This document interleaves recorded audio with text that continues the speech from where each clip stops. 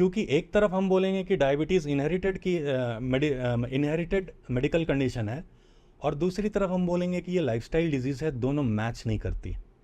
ये वैसा ही है कहना कि भगवान की मर्जी के बिना एक पत्ता नहीं हिलता और मेरे अंदर भगवान है। दोनों बातें कॉन्ट्राडिक्टरी है ना। तो actually diabetes is not a disease, it is a medical condition, 100% reversible medical condition. लेकिन ये हेरिडिटरी इसलिए नहीं हो सकती, आनुवांशिक इसलिए नहीं है, क्योंकि ये लाइफस्टाइल की समस्या है। इसको डॉक्टर्स भी मानते हैं, मेडिकल साइंस मानती है, it is because of the lifestyle. अब इनहेरिट क्या हुआ है? अब मेरे दादाजी, मेरे परदादाजी जैसा खाना खाते थे, उसमें जैसा तेल मसाला डालते थे, जो हमारा फूड कल्चर था, जो घर में कल्चर था, सोने का, सुबह उठने का या नहीं उठने का, देर तक सोने का, फिजिकल एक्टिविटीज़ कम थी ज़्यादा थी, वही मेरे पिताजी ने इनहेरिट किया होगा, वही मैंने इनहेरिट किया होगा। आज भी जो हम खाते हैं वो हमारा ट्रेडिशनल ही कुछ ना कुछ वैसा ही होता है, फूड कल्चर सबका होता है।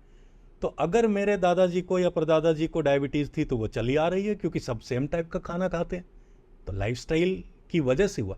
तो हम लाइफस्टाइल इनहेरिट कर आप रहे ये हैं, कह रहे हो डायबिटीज कि नहीं। जीन्स या डीएनए जो होता है उससे it can make certain disease a person more prone to certain disease, but diabetes is not one of them. नहीं, डायबिटीज का डीएनए से कोई लेना देना नहीं। डायबिटीज इनहेरिट नहीं होती है। मतलब मैं अगर अपनी बात करूं, I am always on plant based diet. मेरे भाई को, जो मेरे पापा को अगर अस्थमा है तो भाई को भी है। जैसे मेरी दीदी को कोई मेडिकल कंडीशन है तो वो फैमिली में भी है, नानी को, या फिर ऐसा कुछ है। मुझे ऐसा कुछ नहीं है। मतलब अगर पापा को बीपी या फिर कोलेस्ट्रॉल, जो आप ये कह रहे हो ये साइंटिफिकली बैक्ड है, क्योंकि इस पे तो रिसर्च है कि सर डिजीज हेरिडिटरी होती है, ये मैं मानता हूँ। कैंसर के प्रोन हो सकते हैं, वो ऐसा जीन्स हम लेकर आ सकते हैं, लेकिन मेडिकल कंडीशन नहीं हो सकती। ब्लड प्रेशर नहीं हो सकता है, डायबिटीज़ नहीं हो सकता है, कोलेस्ट्रॉल का बढ़ना ये नहीं हो सकता। ये फूड हैबिट्स, लाइफस्टाइल इनहेरिट करते हैं, जिसकी वजह से हमको मेडिकल कंडीशन इनहेरिट हो, डिजीज मतलब नहीं है ये सब। तो मेरा कहना यही है कि diabetes is a lifestyle disease, it is not ऐसा इनहेरिटेड नहीं है कि आप अपनी डाइट को एकदम सही रख रहे हैं और क्योंकि आपको आनुवांशिक मिली है तो वो आपको इनहेरिट हो गया। नहीं, ऐसा कभी नहीं। हाँ, ये बात मैं भी मानता हूँ कि यू आर राइट एक्चुअली, क्योंकि अगर डायबिटिक आपके पेरेंट्स या ग्रैंड पेरेंट्स रहे हैं, बट आप अपना लाइफस्टाइल सही रखेंगे तो आपको डायबिटीज नहीं होगा। नहीं। ये बात प्रूवन है। और आयुर्वेद में कहते हैं डायबिटीज़ का जो रूट कॉज है वो है कॉन्स्टिपेशन। अगर कोई अपने कॉन्स्टिपेशन पे फोकस करके उसको ठीक कर ले तो डायबिटीज़ उसको नहीं होगी कभी। Constipation, prolonged constipation leads two diabetes का अगर आपके पास कोई पेशेंट आता है, आप क्या क्योर या क्या उसको चेंजेस बताते? सबसे पहले एक सिंपल सी इंफॉर्मेशन बहुत ज़रूरी है जानना कि ये जो हरी पत्तियाँ हैं उसमें जो ग्रीन पिगमेंट्स हैं जिसको क्लोरोफिल कहते हैं, that is equivalent to insulin. आपको इंसुलिन चाहिए, आप क्लोरोफिल लीजिए। जंगल में शेर होता है, वो भी जब बीमार पड़ता है, क्योंकि नेचर ने 1/3 ऑफ द प्लैनेट ग्रीन किया है, तो कुछ बात होगी। आयुर्वेद पूरा इसी पे बेस्ड है, ग्रीन लीव्स। तो शेर भी अपने हिसाब से, बीमारी के हिसाब से पत्तियों को चुनता है, पत्ते खाता है, ठीक हो जाता है। उसके पास तो कोई डॉक्टर वैद्य नहीं है, कोई जरिया नहीं है, कोई साधन नहीं है। अगर किसी के पास कुत्ता है तो वो जान सकता है कि उसका पेट भी कभी कभी घास खाता है, जब वो उसको, ये नेचर की इनबिल्ट मैकेनिज्म है।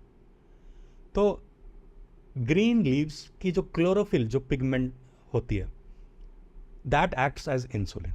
इसको कोई भी करके देख सकता है। आप सुबह उठ के खाली पेट में अपना ब्लड शुगर चेक करिए, मान लीजिए आता है 180, आप 100 ग्राम धनिया पत्ता चबा के खा लीजिए, या धनिया पत्ता को पीस के स्मूदी पी लीजिए, किसी भी तरह धनिया पत्ते की चटनी खा लीजिए, और 1 घंटे के बाद फिर चेक कीजिए, कुछ मत खाइए, आपका शुगर कम आएगा। तो ये टोटका जो टेस्टेड है, बारंबार कई बार मैंने इसको मतलब विथ रीडिंग्स इसको चेक किया है, काम चाहे करता किसी भी तरह की हरी पत्ती है, चाहे The darker- पुदीना है, चाहे स्पिनच है, पालक जिसको बोलते हैं, या फिर मेथी है, या फिर धनिया है। सो कोई भी जो हरा पत्ता जो हम खाना पसंद करते हैं या खा सकते हैं, वो हम कच्चे फॉर्म में, मतलब नॉट वेरी प्रोसेस्ड, बहुत कुक करे बिना जैसे खा सकते हैं, वो अगर हम खाएं तो हमारा जो है it will act as natural insulin use. Yes, बिल्कुल। कोई भी लीव्स, चाहे वो नीम के पत्ते हैं, पुदीना का पत्ता है, धनिया पत्ता है, कड़ी पत्ता है, मूली का पत्ता, एनी लीव्स। आजकल लोग आम का पत्ता, अमरूद का पत्ता भी खाते हैं, तो सही करते हैं। धनिया और अमरूद का पत्ता ले लीजिए, चटनी बना लीजिए। Moringa leaves is very good.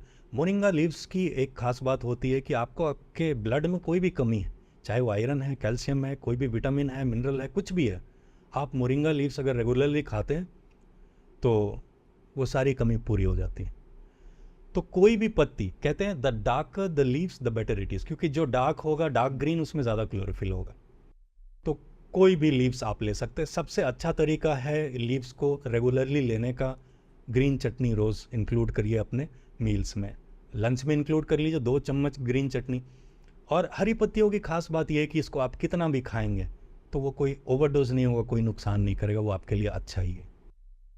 तो ग्रीन लीव्स से डायबिटीज़ को मैनेज किया जा सकता है, it can be well managed. Metformin 500 कोई अगर बंद कर दे, 250 ग्राम ग्रीन लीव्स वो अपने डाइट में इंक्लूड कर ले, उसमें वो लेटूस ले आए या किसी भी तरह से वो अपने डाइट में डाल ले, तो उस मेटफॉर्मिन 500 की ज़रूरत नहीं है।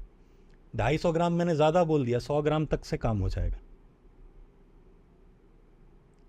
और ब्लड शुगर को कम करने का, जो लोग डायबिटिक हैं या प्री डायबिटिक हैं, अगर मील्स के इमिडिएटली बाद आप तुरंत वॉक करते तो जो हमारे स्केलेटल मसल्स होते हैं, स्केलेटन से जो जुड़े होते हैं, क्योंकि मूवमेंट्स में, फिजिकल एक्टिविटीज़ में उनको एनर्जी चाहिए होती है, और उनको वो जब एनर्जी लेते हैं, जैसे आप ट्रेडमिल पे दौड़ रहे हैं, तब वो मैकेनिज्म नहीं काम करता है कि इंसुलिन वो चाबी है जो आपके सेल्स के दरवाजे को, ताला को खोलेगी और उसमें शुगर जाएगा, तो इंसुलिन चाहिए, या फिर वो सीधा ब्लड से शुगर उठा लेती है without the interference of insulin.